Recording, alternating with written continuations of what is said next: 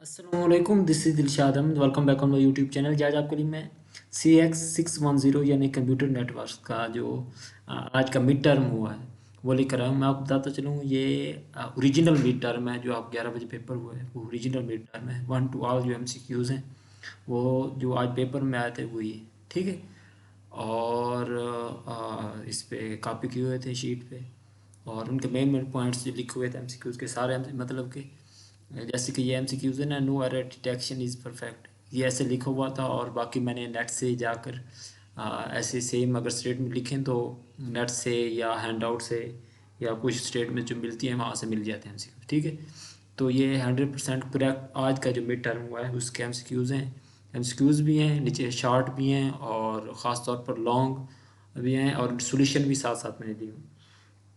और डिस्क्रिप्शन में मैंने जो अपने चैनल जो व्हाट्सएप चैनल है उसका लिंक भी दिया हुआ है, तो वो जाकर आपने लाजमी तौर पर फॉलो कर लेना, ठीक है। तो वीडियो की तरफ चलते हैं। पहला क्वेश्चन है, no error detection scheme is perfect because transmission error can affect the additional information as well as the data.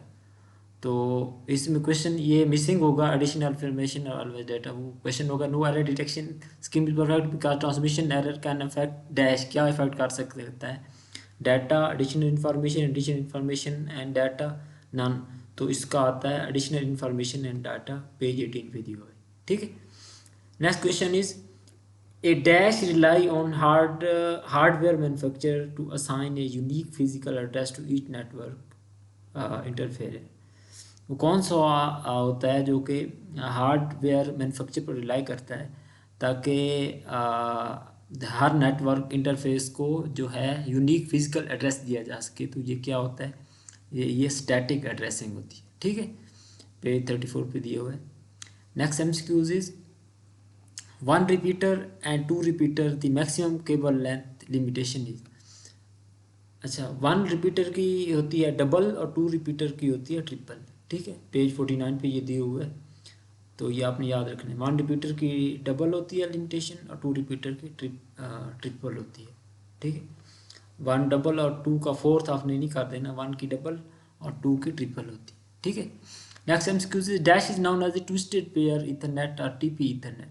इनमें से कौन सी ट्विस्टेड पेयर या TP इथरनेट होती है? 10/2 ये थिन इथरनेट की है, 10/5 ये थिक इथरनेट की होती है, 10/3 ये ट्विस्टेड पेयर इथरनेट की होती है, ठीक है। Next MCQs is, land area network interface hardware obey dash SS rule. तो कौन सा जो लैंड इंटरफेस नेट हार्डवेयर होता है वो कौन सा एसएस रूल ओबे करता है, ठीक है। CSMA जो collision detection, round robin, first come first served या हाई प्रायोरिटी। तो CSMA CD, तो ये वाला जो होता है जो एसएस रूल फॉलो करते हैं। लैन इंटरफेस CSMA और CD यानी कोलिजन डिटेक्शन वाला जो इंटरफेस होता है वो फॉलो करते हैं। Next MCQs is, if a bridge unable to find dash in its table it would forward frame to another segment. वो कहता है अगर ब्रिज क्या फाइंड ना कर सके तो वो अपनी फ्रेम होता है वो अदर टेबल को फॉरवर्ड कर देता है। सोर्स एंड डेस्टिनेशन है नन। तो अगर ब्रिज डेस्टिनेशन फाइंड ना कर सके तो अपना जो होता है सेगमेंट वो दूसरी फ्रेम जो फ्रेम को जो सेंड कर देता है अनदर सेगमेंट, ठीक है। Next MCQ is, the next hop to which the packet is send depend upon. Next of जिस पर जो पैकेट की सेंडिंग जिस पर डिपेंड होती है वो कौन सा होता है? पैकेट डेस्टिनेशन होता है, ठीक है। Next MCQs is, wireless LAN uses dash as a media access method. तो ये होती है वही carrier sense multiple access collision avoidance. अब याद रखना है कि जो अगर सिर्फ आए लैन, ऊपर MCQs दिया हुआ था, LAN interface hardware obey carrier access multiple, जो ये दिया हुआ है कैरियर सेंस मल्टीपल असेस। अगर हो लैन इंटरफेस ओबे तो ये carrier sense multiple access collision detection होगा।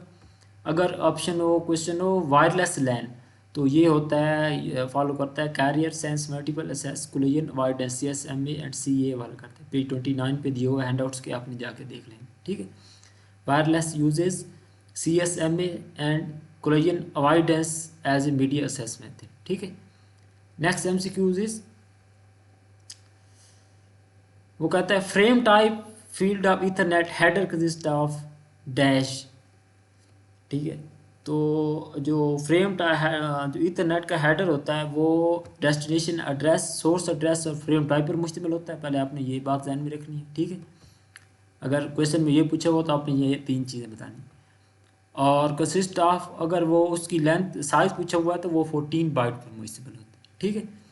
तो साइज़ का नीचे पूछा हुआ है कितने बाइट पर मुश्तमिल होता है, 8, 12, 14 या 16। तो इसका जो 14 है ये इसका करेक्ट ऑप्शन होता है, ठीक है। इसका 14 ये वाला जो है करेक्ट ऑप्शन। कैसे होता है ये मैंने नेट से इसकी दी हुई है। ये जो इथरनेट हेडर होता है ये 14 बाइट पर मुश्तमिल होता है। 2 बाइट 16 बाइट्स की डेस्टिनेशन होती है, 16 की सोर्स एड्रेस होते हैं और 2 बाइट्स का ये फ्रेम टाइप होता है। ये लेंथ फ्रेम टाइप, ये लेंथ एक ही चीज़ होती है, ठीक है। Ethernet header consist of 14 byte, आपने याद रखना। Next MCQs is the length of CRC field Ethernet frame is, Ethernet frame ये दिया हुआ है पूरा। तो वो कहता है चेक सीक्वेंस जो चेकसम होता है फ्रेम, तो इसका CRC की लेंथ कितनी होती है, तो इसकी 4 बाइट होती है। ये दी हुई ऊपर मैंने बताया हुआ है, ठीक है। CRC की कितनी होती है, 4 बाइट होती है। डाटा की 46 to 1500 बाइट होती है, याद रखना है। और प्रीएम्बल की जो होती है 8 बाइट होती है। टोटल 7 और 1 मिला के 8 बाइट। प्रीएम्बल की आपने याद रखना है कि 8 बाइट होती है। डाटा की 46 to 1500 होती है और CRC की 4 बाइट होती है और इथरनेट हेडर की 14 बाइट होती है, ठीक है। ये आपने याद रखना है। Next MCQs is bridge uses dash to determine where to forward the copy frame. Bridge क्या यूज़ करता है ये फाइंड करने के लिए कि हमने फ्रेम की कॉपी कहाँ पर जो भेजनी है। तो ये डेस्टिनेशन होता है इसका। Bridge uses destination to determine where to forward copy to frame, ठीक है। Next MCQ is network layout in which computer is connected in the close loop. Close loop में कौन सा नेटवर्क लेआउट होता है, रिंग टोपोलॉजी क्लोज लूप में होता है। पेज 25 पे दिया हुआ है। Next MCQ is dash compute shortest path in a graph using weights and edges in the measure of distance। Weight and edges को यूज़ करते हुए जो डिस्टेंस में करते हैं वो शॉर्टेस्ट पाथ फाइंड करने के लिए क्या यूज़ होता है, greedy algorithm, distant vector, Dijkstra algorithm या नन ऑफ दी। तो इसका C ऑप्शन आता है पेज 112 पे दिया, ठीक है। Next MCQs is dash connector use for connecting the thick net cable. Thick net cable को कनेक्ट करने के लिए कौन सा कनेक्टर यूज होता है, AUI, NIC, RJ45, DS12, ठीक है। तो थिक नेट जो केबल होता है उसको कनेक्ट करने के लिए हम AUI यूज़ करते हैं। और जो होता है RJ45 ये 10 बेस जो होता है ट्विस्टेड पेयर के लिए यूज़ होता है। और DS12 मेरे ख्याल में होता है थिन नेट के लिए, ठीक है। तो थिक नेट के लिए कौन सा यूज़ होता है, AUI। पेज 41 पे दिया हुआ है, आपने जाके देख लें। Next MCQ is in Ethernet maximum number of repeater allowed are. Ethernet में कितने maximum number of repeater allowed होते हैं, 4। पेज 49 पे दिया हुआ है। तो इसका 4 करेक्ट ऑप्शन है, ठीक है। Next MCQ is next hope to destination does not depend on the source of packet, this phenomena is called। वो कहता है जो नेक्स्ट होप टू डेस्टिनेशन यानी नेक्स्ट डेस्टिनेशन होती है does not depend upon the source of the packet. तो वो source of packet पे डिपेंड नहीं करती उसकी डेस्टिनेशन। तो ये फिनोमेना क्या कहलाता है, सोर्स इंडिपेंडेंस कहलाता है। पेज 58 पे दिया हुआ है, आपने देख लिया, ठीक है। आपने मेरे चैनल लाजिम तौर पर सब्सक्राइब करना है, वीडियो को लाइक भी करना है और आगे दोस्तों को शेयर भी लाजिम तौर पर करना है। आपको मैं बार बार कह रहा हूँ ये ओरिजिनल पेपर है आज का, ठीक है। ये MCQs आपके पेपर किसी का पेपर तो ये सारा टोटल 1 to ऑल भी आ सकता है, ठीक है। और किसी के बीच में से कोई MCQs आ सकता है वगैरह वगैरह, ठीक है। Next is thin Ethernet is known as 10 base 2। ठीक है, थिन इथरनेट 10 base 2 होता है, थिक इथरनेट होता है 10 base 5, और ट्विस्टेड पेयर इथरनेट होता है 10 base 3। ठीक ठीक है, तो थिन इथरनेट क्या क्या होता है, 10 base 2 वाला thin Ethernet. Next MCQs is NIC contain analog circuitry interface and dash to system bus buffering and processing। तो वो कहता है NIC contain analog circuitry interface, analog circuitry interface पर मुश्तमिल होता है, और इसके अलावा किस पर मुश्तमिल होता है, तो सिस्टम बस बफरिंग और प्रोसेसिंग के लिए। हार्डवेयर CPU माइक्रो प्रोसेसर, तो इसका आता है हार्डवेयर या माइक्रो प्रोसेसर। इसका हार्डवेयर उधर हो तो वो आपने लगा देना है, माइक्रो प्रोसेसर हो तो वो आपने लगा देना। ठीक है, अगर दोनों हो तो फिर A एंड C बोथ आएगा। पेज 40 पे ये दिए हुए हैं, आपने MCQ जाके देख लेंगे। Next MCQs is we use, ये इधर फिल इन दी ब्लैंक्स आपने फिल करनी है, यहाँ पे आपने काट देना है। We use dash to compute shortest path from each node to every other node. तो शॉर्टेस्ट पाथ फाइंड करने के लिए कौन सा यूज़ करते हैं, डस्ट एल्गोरिथम हम यूज़ करते हैं। पेज 112 पे दी हुई। Next is ATM and a synchronous transfer mode uses small fixed size packet called cells and each cells है डैश ऑक्टेट। तो ATM जो होता है वो स्मॉल और फिक्स साइज पैकेट यूज़ करता है सेल्स के, और हर सेल्स कितने ऑक्टेट्स पर मुश्तमिल होता है, 53 ऑक्टेट्स पर मुश्तमिल होता है। ठीक है, ये पेज 66 पे दिया हुआ है, आपने याद रखना, जाके देख लेंगे। Next MCQs is dash command use to find the IP address. IP address find करने के लिए हम IP कॉन्फिग वाली कमांड यूज़ करते हैं। ठीक है, नेक्स्ट इज ATM यानी a synchronous transfer mode VC identified by dash bit value. तो ये VC जो होता है ये 24 बिट वैल्यू के जरिए आइडेंटिफाई किया जाता है। पेज 67 पे दिया है, आपने जाकर देख लेना। ठीक है, next MCQs is that type topology is given figure. ये फिगर दी हुई है, वो कहता है इनमें से कौन सी टोपोलॉजी यूज़ होती है, बस स्टार रिंग या मैस। तो इसमें बस टोपोलॉजी यूज़ होती है। ठीक है, आपने याद रखना। इसी तरीके से बिल्कुल शेप दी हुई थी, पूछा हुआ था इनमें से कौन सी टोपोलॉजी यूज़ होती है, तो इसमें बस टोपोलॉजी यूज़ होती है। ठीक है, नेक्स्ट जो आ गया जो 3 मार्क्स से एक क्वेश्चन है वो आ गया। तो एक क्वेश्चन है stuffing is in character is known at by stuffing. आपने याद रखना है, सिर्फ यही लिखना था कि ये जो है ये बाइट्स स्टफिंग की definition. Stuffing in character is known as byte stuffing. ठीक है, जो दूसरे MCQs टाइम शॉर्ट था, रिकॉर्ड नहीं हो सके, तो उसके लिए सॉरी। और जो लॉन्ग MCQs था वो आपको मैं बताता चलूँ, वो पूरे रिकॉर्ड हुए, उसका आंसर भी मैं 100% आपको बताता। ठीक है, पहला क्वेश्चन था ए 4 MB file transferred across the network with 56 KB पर second capacity, what will the time required for it. ठीक है, कहते 4 MB की फाइल है और नेटवर्क पर जो है 56 KB पर सेकेंड की कैपेसिटी से जो है वो ट्रांसफ़र हो रही है, तो उसको ट्रांसफ़र होने के लिए कितना टाइम लगेगा। ठीक है, आपने टाइम टाइम किस में बताना है, मिनट्स में। ये भी आगे पूछा हुआ था कि टाइम मिनट्स में आपने बताना है। ठीक है, तो ये हमारे जो है जो इस तरह की सेम दी हुई है हमारे इसमें हैंडआउट्स में दी हुई है, वहाँ पे 5 MB की फ़ाइल यूज़ की हुई है और आगे सारा ऐसे ही है। ठीक है, तो उधर जो हमारे जो आज का वीडियो है उसमें जो 5 की जगह 4 दिया हुआ था। ठीक है, बाकी हमारे हैंडआउट्स में ये सेम टू सेम दी हुई है, तो हम ये फार्मूला यूज़ करेंगे। Time is equal to 4 multiple by 10 power 6 byte multiple 8 bits over byte और 60 सेकेंड। इस तरीके से हम सारा ये यूज़ करेंगे, और इसका टाइम आता है 9.5 मिनट्स, इसका करेक्ट टाइम आता है। ठीक है, और this means that all the compute will be force to 9.6 minute before the initiating of other transfer. तो ये आपने लिख देना। ठीक है, तो ये एक 5 नंबर का क्वेश्चन था। आपने चैनल लाजमी सब्सक्राइब करना है और शेयर भी करना है।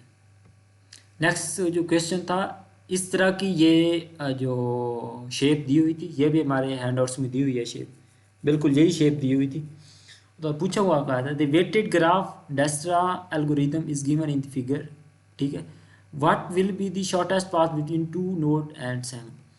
ये नोड्स दिए हुए हैं 1 2 3 4 5 6 7, और जो हमारे हैंड आउट्स में उसमें ये पाथ भी, जो शॉर्टेस्ट पाथ है ना, ठीक है, तो ये वेट्स और सम मेथड यूज़ किया हुआ था इसमें, वेट और एजेस वाला मेथड, उसके मुताबिक ये पाथ डिफाइन उन्होंने खुद किया हुआ था। हमारे क्वेश्चन जो इधर क्वेश्चन है उसमें तो ये पाथ डिफाइन नहीं था, लेकिन हमारे हैंड आउट्स में ये डिफाइन है पाथ, ठीक है। तो क्वेश्चन में पूछा हुआ था कि नोड 2 से नोड 7 के दरमियान शॉर्टेस्ट पाथ कौन सा होगा, ठीक है। तो अगर हमने जानना है, फ़र्ज़ किया आपने नोड 2 और फ़र्ज़ किया 6 के दरमियान पूछा हुआ है, तो वो हम लिखेंगे the shortest path will be from node 2 to 3, फिर 3 टू 6। तो 7 का क्वेश्चन पूछा हुआ था, तो हम लिखेंगे the shortest path between node 2 and 7 will be from 2 to 3, 3 to 6, फिर 6 टू 7, ठीक है। और फर्ज किया उसने फोर्स का पूछा हुआ है the shortest path between node 2 and 4, तो फिर लिखेंगे the shortest path between node 2 and 4 is 2 to 3, 3 to 6, 6 to 7, 7 to 4। इस तरीके से आप देखने, ठीक है। तो ये इसका शॉर्टेस्ट पाथ है, आपने ये याद रखना। क्वेश्चन में नोड 2 और 7 के दरमियान पूछा हुआ था, तो इसका क्वेश्चन आंसर आता है shortest path between node 2 and 7 is 2 to 3, फिर 3 टू 6, फिर 6 टू 7, ठीक है। इतना ही आपने लिखना था।